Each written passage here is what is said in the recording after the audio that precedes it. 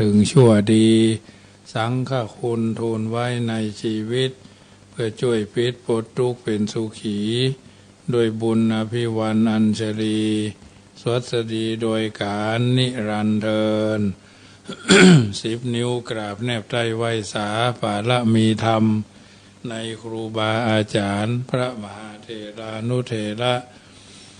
ท่านเจ้าคณะพระสังฆาธิการทุกรูปทุกตนขอความสุขความสวัสดีในธรรมะแห่งองค์สมเด็จพระสัมมาสัมพุทธเจ้าจงมีแก่บรรดาสาธุชนท่านผู้ฟังทุกท่านที่ได้มีโอกาสเปิดวิทยุรับฟังรายการเสียงธรรมก่อนรับตาทางสถานีวิทยุเพื่อการศึกษาพระพุทธศาสนาและวัฒนธรรม FM ความถี่ 104.50 เมกะเฮิรตซ์วัดฝ่ายหินตำบลสุเทพอำเภอเมืองจังหวัดเชียงใหม่เมตตาในท่านพระครูสมุวิสุวัฒน์วรกิจโจท่านเจ้าวาดและท่านผู้อำนวยการวิทยุแห่งนั้นถวายเวลาเพื่อธรรมภาพพระมหาประสิทธิธรรมาภินันโท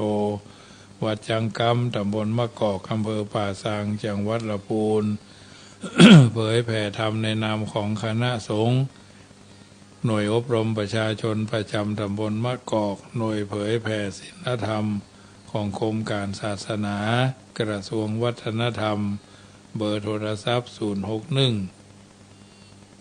5476539 061 5476539ทุกวันเวลา 19:05 นาทีถึง 20 นาฬิกาโดยประมาณรายการนี้นำมาเอื้อนเจริญปรท่านสาธุชนผู้ฟังทั้งหลายได้ยินได้ฟังแล้วก็จะได้นำไปเป็นข้อเตือนชิดสกิจใจเดินทางชีวิตโดยมีหลักยึดหลักประพฤติเป็นลำดับไปพร้อมแล้วกราบ1กราบ2กราบ3กราบ4กราบ5อะระหังสัมมาสัมพุทโธภะคะวาพุทธังภะคะวันตังอภิวาเทมิกราบสวากขาโตภะคะวะตาธัมโมธัมมังนัมสสามิกราบสุปฏิปันโนภะคะวะโตสาวกสังโฆสังฆังนามามิกราบมาตาปิตุโคนังอหังวันตามิกราบ คุณูปการีวันตามิกราบกราบพระพุทธกราบพระธรรมกราบพระสงฆ์กราบระลึกถึงคุณพ่อคุณแม่กราบระลึกถึงคุณของครูบาอาจารย์ต่อไปก็โยขันแก้วอัน5 โกฏากเนอโยบุตโตอันวะโยสันนิสิโนวราโพธิมูเลมารังสะเสนังมันติงวิจัยโยสัมโพธิมากันจริงวะอนันตัญญาโนโลกุธโมทังปันนามามิปุถังอาตังกิโกอริยปัตโตจนะนังโมฆะปะเวสายาอุจุกามะโกอายังสันติกโรตุทัสโสนโยปานิยานิโกตังปันนามามิธัมมังสังโฆวิสุทโธวรตคินโยสันตินทนิโย สัพพมราปะหิโนคุเนหิเนเกหิสมิติปัตโตอนาสโวปังปันนามามิสังฆังนามามิปุถังกุณาสาครันตังนามามิธัมมังมุนิรายะเตสิตังนามามิสังฆังมุนิราชสาวกังอาจโยโนพันมุนิราชสาวกังนามามิกัมมทานังนิปานาติขามุปยังนามามิกัมมทานาทายกาจริยังนิปานามาคุเทสะกังอาจโยโนพันเถอาจกมายะถาบารังยะถามูระหังยะถากุสลังเยมายังพุทธธรรมสังฆกัมมทานาทายกาจริยสังฆเตสุปัญจรัตเนสุอติเทวาปัจจุปันเนวาอภิวายาติวาราโหวากะเยนะวาวาจายะวามนัสสาวา ปะมาดานการวามการิมาเตมะยังอัจจยังอาจายโตทิสวายาตาธรรมังปฏิกโรมาเตสาโนปันเตพุทธาติรัตนาเตปัญจกังอนุกัมปังอุปาทายาอัจจยังจายโตปฏิคันหันโตขมันโตอายติงสังวรยามาอายติงสังวริสามานะภูเนวังปฏิกริสามาพุทธปูจามหาเตจาธรรมปูจามหาปัญญาสังฆปูจามหาราภาปูจาระเหปูจายโตพุทเทยติวาสาวเกปปัญจสมาธิขันเตติเนโสกปริเทเวเทตาทิเสปูจายโตนิพุทเทอากุโตภเยอากุโตภเยนะสกาปุญญาสังฆตุงอิเมตามาปิเกนะจิอิมินาอากิตุปาปุภาราชาปุจาการวะกะเมนะเมตตายาพุทธสัทสานัญจารภามหาเทวปูจิโตสังสาเลสังสารันโตปิอภเยนะขมามหาเสนิพพานาปัจจโยโหตุโนนิจจัง นะโมตัสสะภะคะวะโตอะระหะโตสัมมาสัมพุทธัสสะนะโมตัสสะภะคะวะโตอะระหะโตสัมมาสัมพุทธัสสะนะโมตัสสะภะคะวะโตอะระหะโตสัมมาสัมพุทธัสสะพุทธังสรณังคัจฉามิธัมมังสรณังคัจฉามิสังฆังสรณังคัจฉามิทุติยัมปิพุทธังสรณังคัจฉามิทุติยัมปิธัมมัง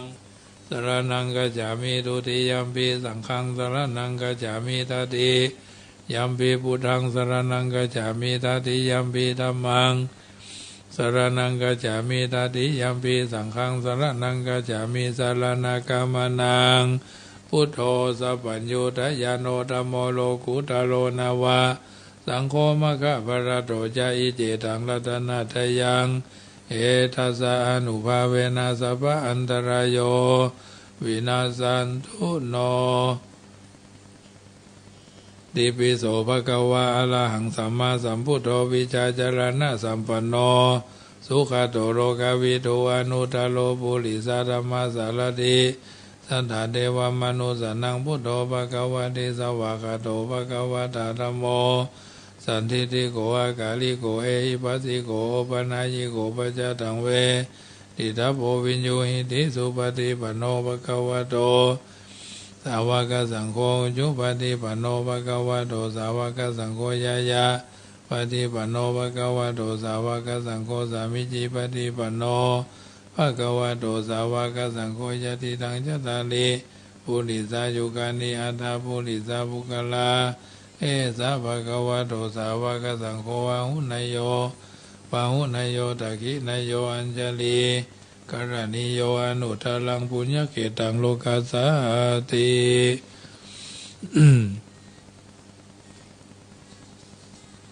ยาสานุอัญญายาสานุสารอัญญาสานุภาวะโตยะขาเนวะทัตถินติปิงสนังยามิเจวานุยุญยันโตรัตตินเทวามาตันติโตสุขังสุปฏิสุโจจะปะปังกินจีนะปัสสติเอวามาติคุโนเปตังปริตันตัมพนามาเหการณียมัตกุศมาจาการณียมัตกุสเลนะยันตังสันตังปะทังอภิสเมจะสะโกอุจูจะสุหูจูจะสุวาโจจะสมุทุอนาติมานีสันตุสะโกจะสุภโรจะอภกิโจยะสันลาหุกาวุติสันตินทริโยจะนิปะโกจะอภคโภหูเนหิเนเกหิขบะอภคโภหุเลสุอนานุกิโตนะจะกุตังสมาจะเลกินจิเจนะวิญญูปะเรอุปาวะทโยสุขีโนวะเขมิโนหนโตสัพเพสัตตาภวันตุสุขิตตาเยกิจิปานาภูตติตัสสาวาทาวะลาวาอนาวาเสสาธิกาวะเยมหันตาวะมัจจิมารัสสกาอนุกาดุราธิตาวะเยจาอธิตาเยจาดุเรวสันติอวิดุเรภูตาวาสัมภเวสีวะสัพเพสัตตาภวันตุสุขิตตานาปโรปรังนิกุเพทานาติมัญเยตากตาจินังกินจิปยาโรสนาปฏิฆาสัญญานัญญามัญญาสาธุกามิจายา มาตายาฐานิยังพุทธังอายุสายกาพุทธามานุระเขวัมปิสัพพะพุทเตสุมาณาสัมภาวะเยอปริมาณังเมตัญญาสัพพโรกัสสมิงมานาสัมภาวะเยอปาลิมานังอุทังอโตจติริยัญจาสัมปทังอเวรัง อสันตะอเวรังอสัมปทังอเวอสัมปทังอเวรังอสัพพทังทิทัญจรังนิสิโนวาสยาโนวายาวาทัสสาวิคตมิโต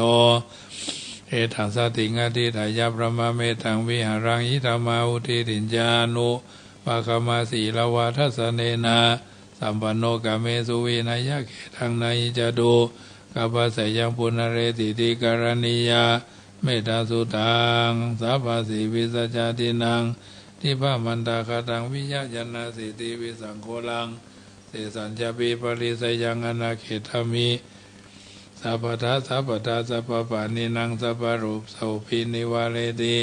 ปริตันตมนามาเหวิโรปะเขหิเมเมตังเอราปะเทหิเมจัปยาพุเทหิเมเมตังกันหาโคตามะเกหิจาปะทะเกหิเมเมตังทิปะทะเกหิเมจตุปะเทหิเมมามังบะหิเมเมตังปังอุปะเทหิเมมามังอปะทะโกหิงสิมามังหิสิทิปะทะโกมามังจตุปะโตหิงสิปามังหิสิปะหุปะโตสัพเพสัตตาสัพเพปานาสัพเพพุทธะจเกวลาสัพเพพัทรานิปัสสันตุมากินจีปะปะมาคะมาปะมาโนพุทโธอะปะมาโนธัมโมอะปะมาโนสังโฆปะมานาวันตานิสิริงสัพพานิอาหิวิจิกาสตาปฏิอุณานาภิสระภูมุสิกาคตาเมระคาคตาเมปริตาปฏิกามันตุพุทธานิโสอังนะโม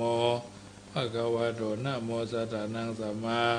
สัมพุทธานังกันธปริตังสวาธุพระปัญญาบารมี30ทัศสวาธุพระปัญญาบารมีวัดแวดล้อมวิทยาบารมีออมระวังดีศีลบารมีบังหอกบังดาบเมตตาบารมีป่าแพ้ทั้งปืนทานาบารมีคือเป็นพื้นดังต่ออุเบกาบารมีก็เป็นเวียงสัจจะบารมีแวดระวังดีเป็นไม้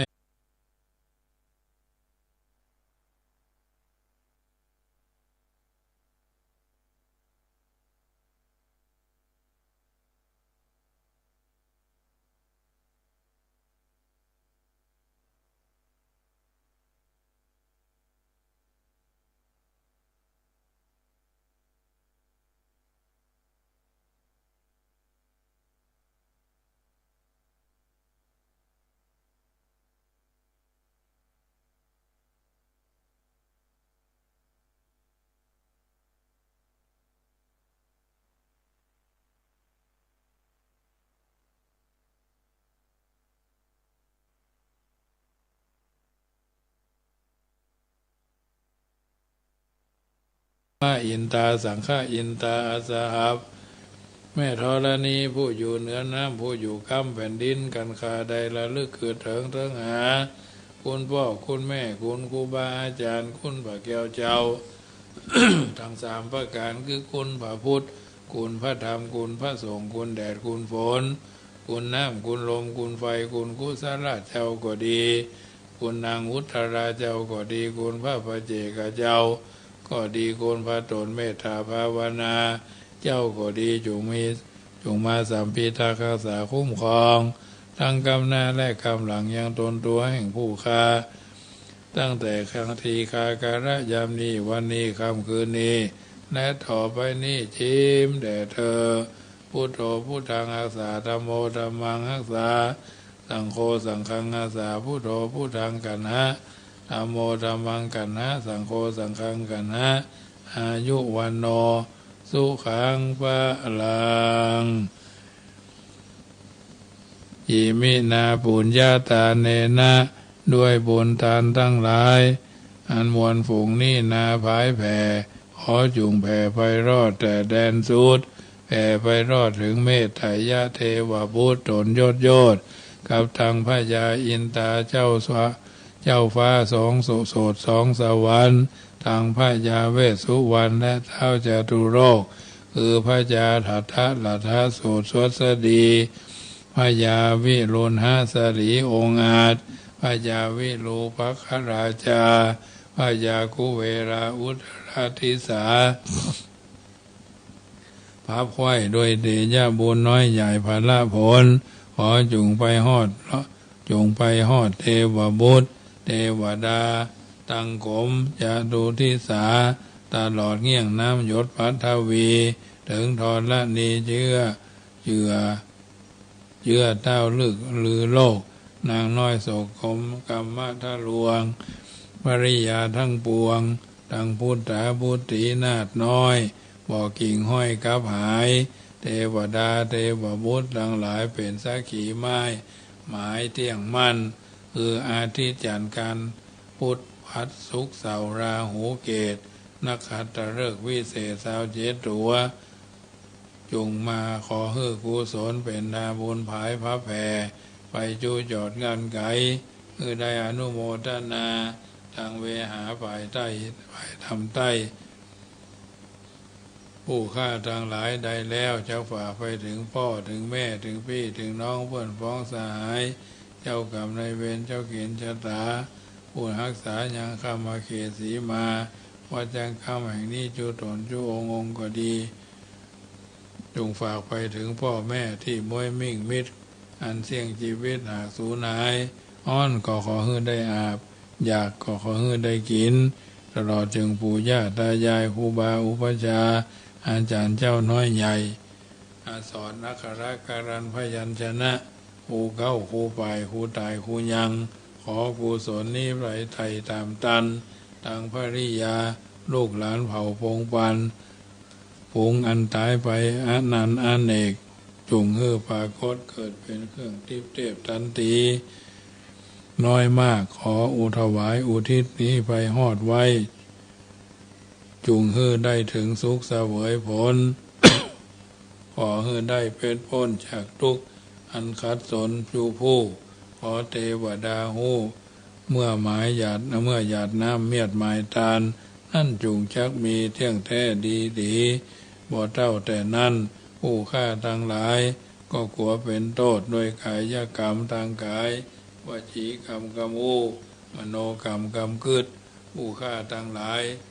ก็จุงได้ขวนขวายพร่ำพร้อมตกแต่งน้อมนำมายัง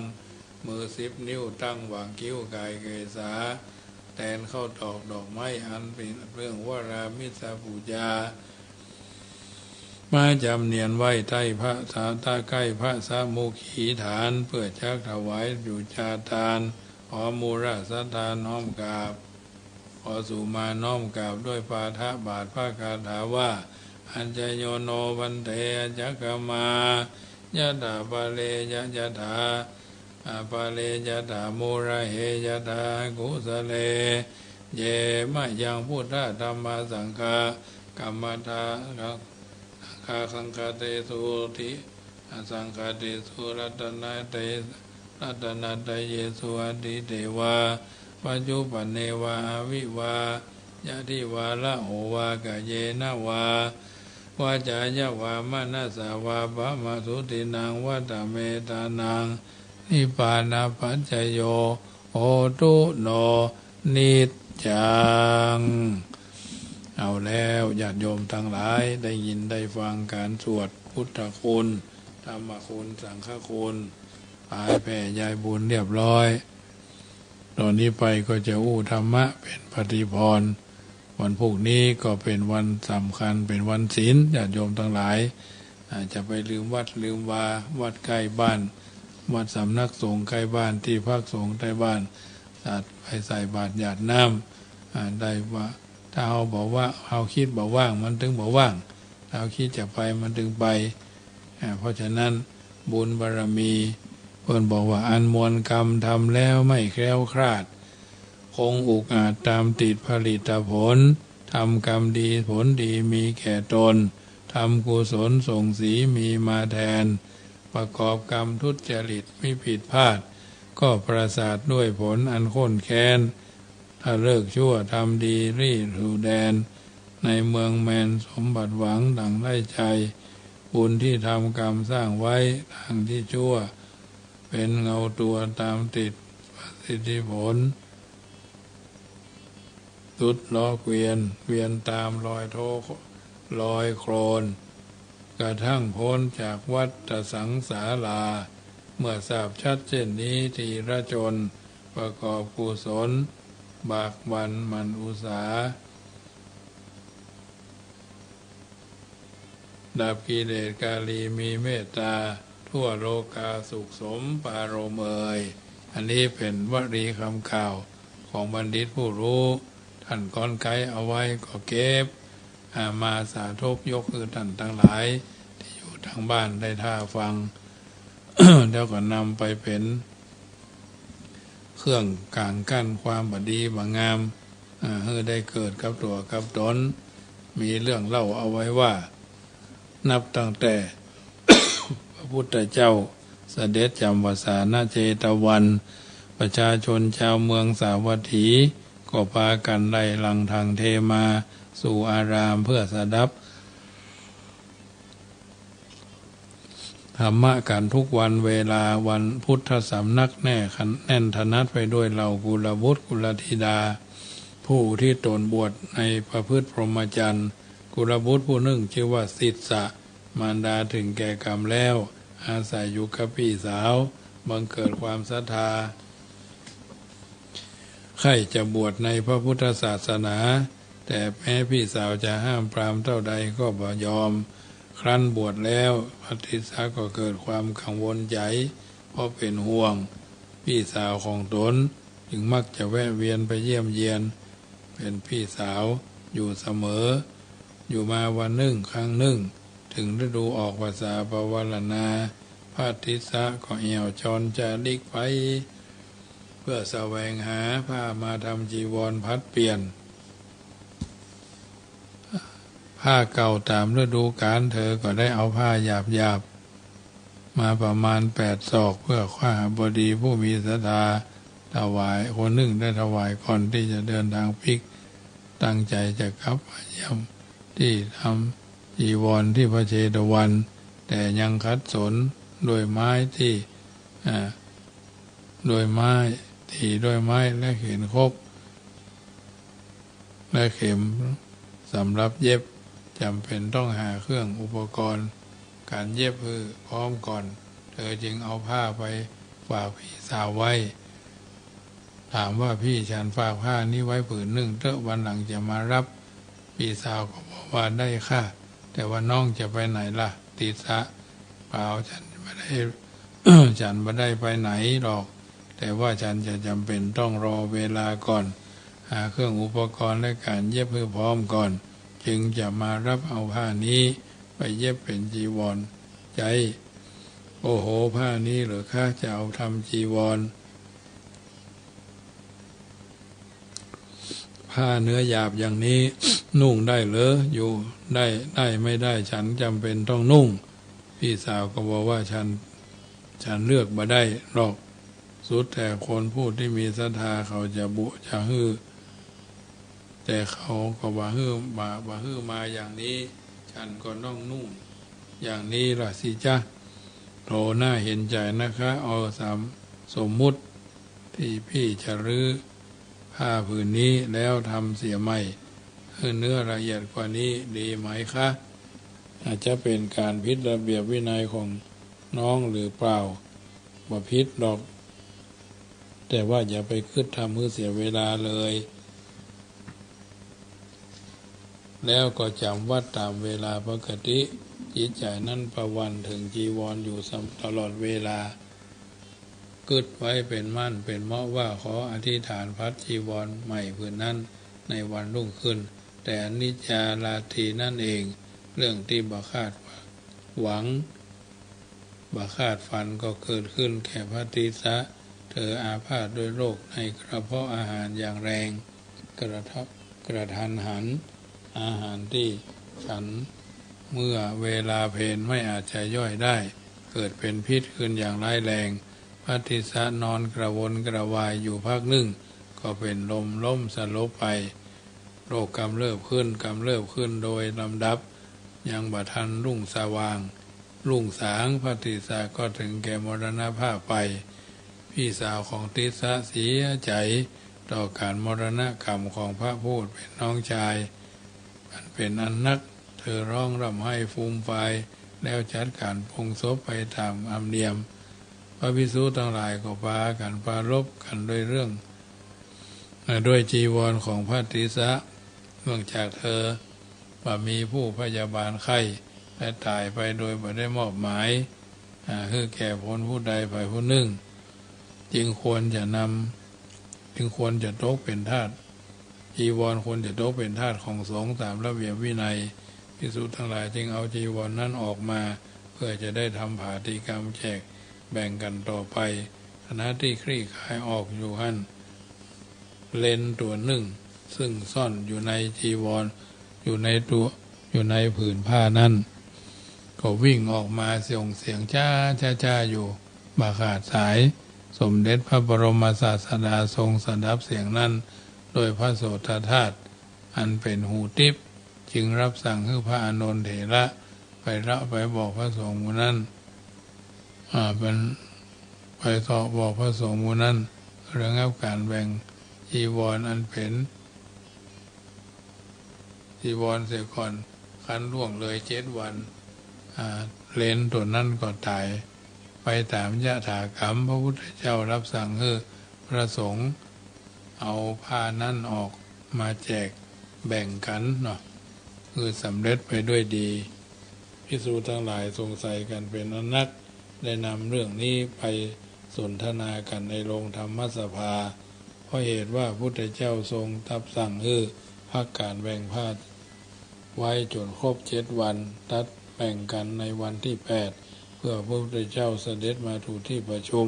พระสงฆ์ทั้งหลายก็จึงถวายอภิวาทกราบถวายความเคารพถามความเข้าข้องถามความเครือบแคลงสงสัยในปัญหานั้นพระพุทธเจ้าจึงตรัสว่า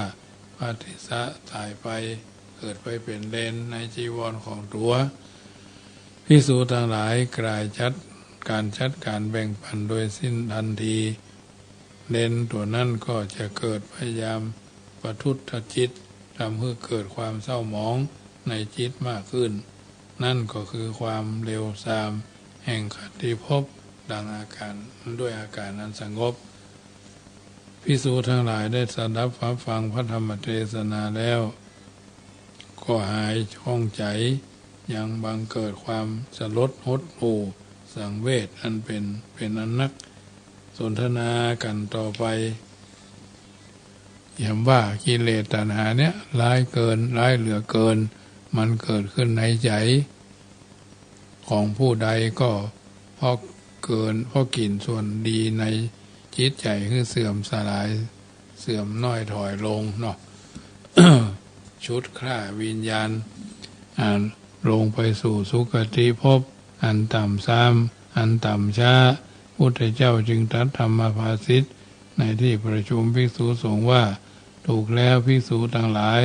ตัณหากิเลสย่อมเป็นของดีเป็นของที่ดีบ่ดีก็อยู่ที่ตัวเราทำถ้าสุปิกมาก็เอาปิกไปที่เดิม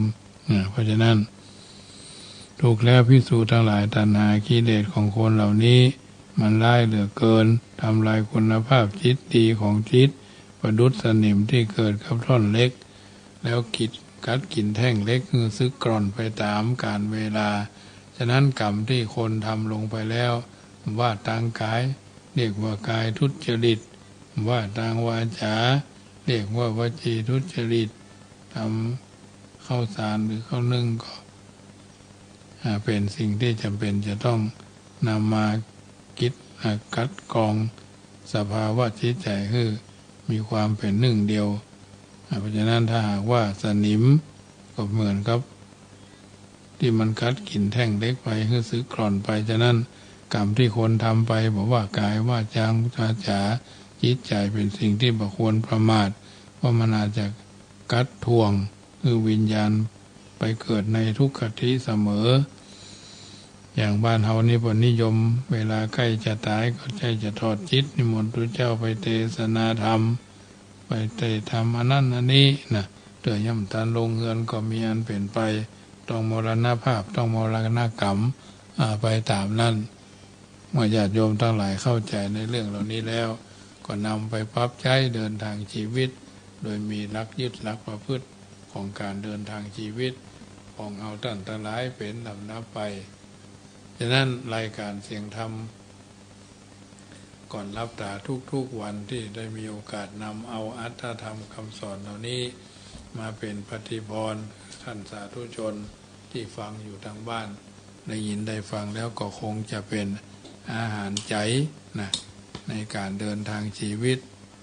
แต่ละเตื้อแต่ละครั้ง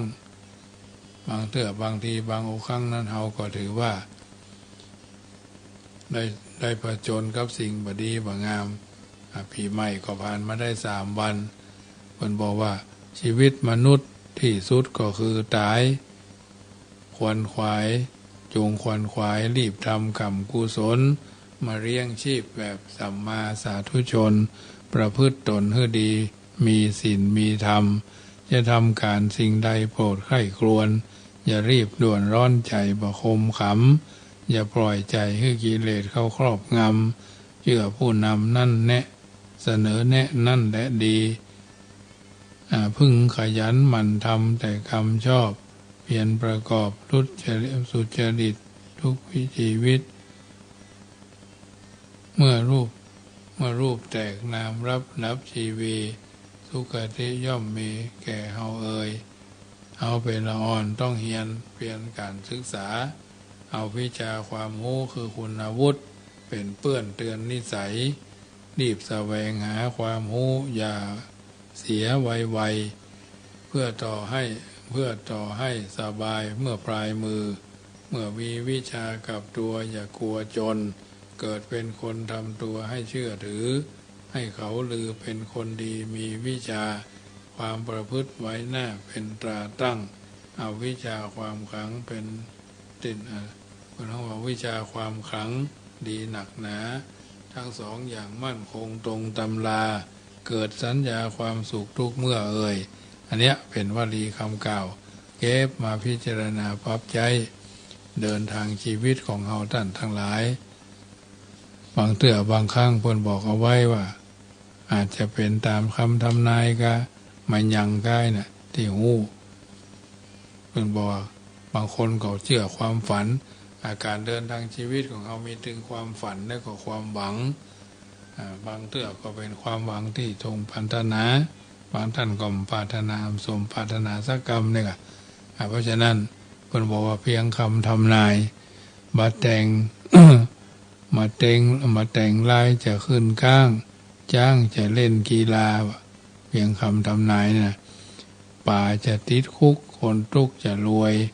ควายจะขี่รถข้าวโพดจะกินหมูปูจะขึ้นเครื่องบินดำทมิฬจะมีก้าฟ้าจะเลี้ยงหลานอาจารย์จักเมาเหล้าทุเจ้าจะมีกู้เรือจะมีตีนเครื่องบินจะออกลูก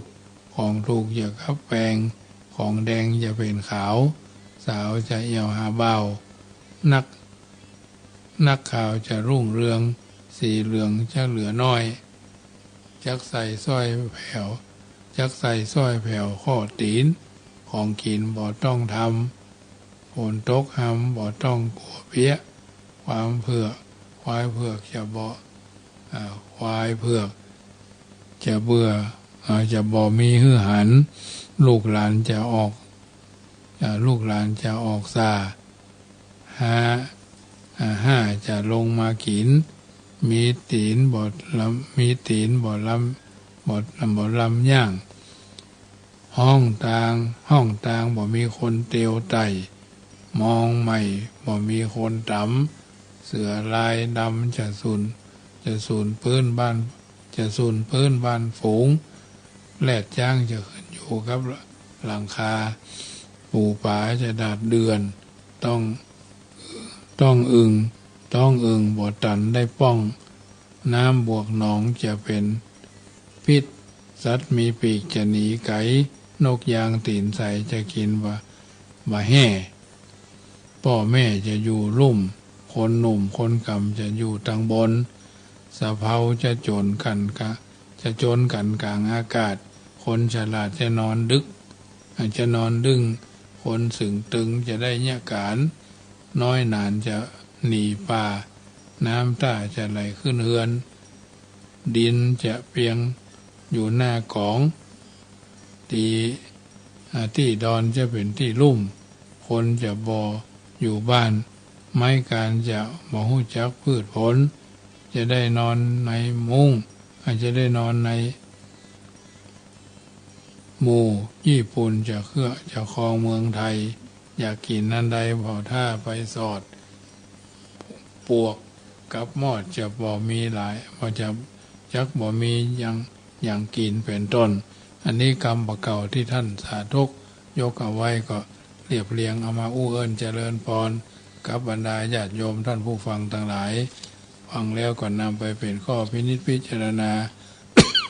เดินทางชีวิตนึกถึงสิ่งที่ดีที่งามพระพุทธเจ้ามีคุณ56พระธรรมเจ้ามีคุณ38พระสังฆเจ้ามี14คุณพ่อมี21คุณแม่มี12ก่อนจะรับจะนอนแต่ละคืนขอไหว้พระนพธรรมนึกถึงบุญกุศลแผ่ผายาบุญถึงกุศลเคยด่าพ่อตีแม่เคยทำบดีบ่ายกับภริยาเคยทำร้ายสามีเกินทำร้ายภริยาเนาะเคยทำร้ายผู้มีพระคุณอันนี้ก็พยายามลดละเลิกเสียบนบอกว่าขอกราบไหว้คุณพ่อคุณท่านมารดาและบิดาเลี้ยงลูกเฝ้ารักษาแต่คลอดจวบเป็นคนแสนยากลำบากกายคิดยากลำบากตนในใจคือคงกังวลลูกเทวหึงอยู่ลูกทุกเวลายามกินถ้าอยู่ห้องก็ต้องวางทิ้งมาหายามนอนบัดเต็มตาถ้าลูกร้องละไม่ก็ต้องดูกลัวเหลือบยุงไล่มดจะขวนกัดรีบอุ้มชูอดกินอดทนสู้ลำบากนักเบาบุญพ่อแม่มากนักเปรียบน้ำหนักยิ่งภูเขามาเปรียบคุณไม่เท่ากันเนาะนอบน้อมครูบาอาจารย์ผู้อารีกรุณาปราณีอุตสาห์สอนทุกวี่ทุกวันยังบรรลุดีบรรลุส่วนของครูสอนทั้งนั้นเนื้อความทุกสิ่งทรัพย์ดีชั่วชี้คือเห็นชัดจิตตากด้วยเอ็นดูจิตอยากด้วยเอ็นดูอยากฮื้อหู้เหมือนแกล้งลงทันฮักบ่เอียงเอ็นหวังฮื้อแหลมฉลาดคมเดิมมืดเดือนมืดบ่หู้แน่เหมือนเข้าถ้ำเที่ยวคำงมเนาะสงสัยเสอะสมกับสว่างได้หันจริงคุณส่วนนี้ควรไว้ยกขึ้นไว้ที่ยิ่งเพราะเราพึ่งท่านจึงได้รู้วิชาอันนี้เป็นต้นบทเท่านั้นยังมีคำว่าเหตุนี้เราตั้งหลายควรน้อมไหว้ครูบาอาจารย์เป็นนิรันดร์การประเสริฐแท้แน่นอนฉะนั้นญาติโยมท่านผู้ฟังทั้งหลายได้ยินได้ฟังแล้วเก็บมาพิจารณาปรับใจเดินทางชีวิตโดยมีหลักยึดหลักประพฤติที่เพิ่นทำสืบกันมาเนาะรู้แล้วเอามาคิดรู้แล้วเอามาพิจารณารู้แล้วเอามาไตร่ตรองพินิจพิเคราะห์ถูกต้องท่องแท้คนเฮานั้นเกิดมาเพราะมีบุญอยู่อย่างมีคุณจะไปก็มีดุลเหมือนท่านเกิดเอาไว้กล่าวเอาไว้ว่าชีวิตคนเกิดมาล้ำค่านักควรฟูมฟักสรรสร้างทางสุขสีหากมัวเพลินเกินการพรานความดีใหญ่จะมีคุณค่าคำว่าคนแม้จะทุกข์แสนเข็ญเป็นยาจกหากหยิบยกคุณธรรมนำเหตุผลย่อมพองย่อมพองผุดสุดเลิศประเสริฐล้นอันความจนไม่เป็นน้ำกันความดีอันชีวิตร่างกายของชายหญิง ว่าความจริงมีโทษประโยชน์หลายหากผู้ใช้ไม่สมเพราะงมงายเลิกเสียหายกลับให้ยับเยินชีวิตนี้เป็นบุญคุณเหลือเกินให้เจริญแต่ตนคนทั่วไปชีวิตนี้มีหวังยังต้องเกิดรีบทำเถิดความดีย่อมมีผลบุญจะนำทำตามชีวิตลิขิตชีวิตตนติดตามตนต่อไปในโลกาอยู่ดีก็ไปดีมีประโยชน์ได้สร้างโบสถ์สร้างศาลาวัดตามหัตถาได้ช่วยชาติบ้านเมืองเรื่องลือชาได้ฉายาสาธุชนคนดีคนดีแลแต่ชีวิตจิตใจไร้ศีลธรรมจะไฟต่ำ3 เสีย3ค่าเสียราศีความใจตามใจตัวเกือกลัวสิ่งราคีเลยไม่มีคุณค่าน่าเสียดายเกิดทั้งที่ชีวิตอย่าสิ้นค่าก่อนชราโลกอยากให้เห็นเมื่อยังรู้คู่คุณเมื่อยังอยู่รู้ธรรมมันบำเพ็ญดับกระเด็นเด่นด้วยเกียรติสวยงามชีวิตยังอยู่สู้สร้างทางวิสุทธิ์เมื่อโมยมุดหมายมั่นเขาสรรเสริญทางอบายร้ายจงอย่าหลงเดินคนเขาเมินหมิ่นชังทั้งยังเป็นต้นฉะนั้นค่ำคืนวันนี้อาตมาภาพได้ค้อนไกเอาสาธกยกเอาอัตถธรรมคำสอนหลังจากที่ว่างเว้นจากภาระธุระไก่งานน้อยใหญ่ก็จะมีงานอยู่เรื่อยๆที่เราจำเป็นจะต้องมีกิจกรรมกันต่อเนื่อง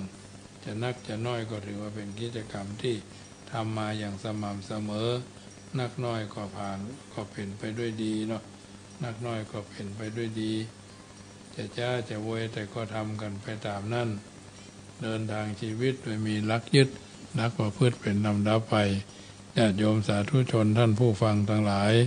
ค่ำคืนวันนี้ก่อนจะรับจะนอนขอไหว้พระนบธรรมบำเพ็ญสิ่งที่ดีที่งามที่เหมาะที่ควรสมคุณสมค่าที่เขาเป็นสาธุชน